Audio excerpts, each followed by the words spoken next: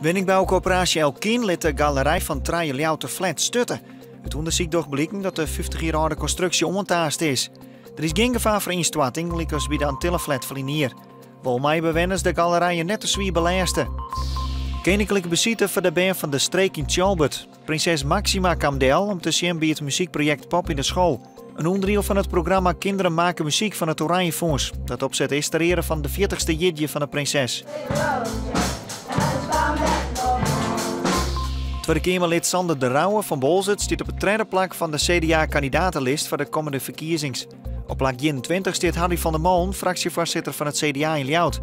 Demissionair staatssecretaris Joop Atsma keert net waarom in de Kamer, maar is wel beschikbaar voor een mogelijke kabinetsfunctie. De van oorsprong Jouster koffie- en theeproducent Douwe Egberts staat zo'n vanmorgen noteerd op de Amsterdamse beurs. De handel wat iepenen terug premier Rutte en DE-topman Michiel Herkemey. De beursgang komt na de afsplitsing van het Amerikaanse Sara Lee. Jong kleert het op en vannacht leidt de temperatuur om de 8 graden heen. Morgen een beroende loft, maar ze nou naar de zinnen. Bij zo'n 15 graden wordt het een koude dag.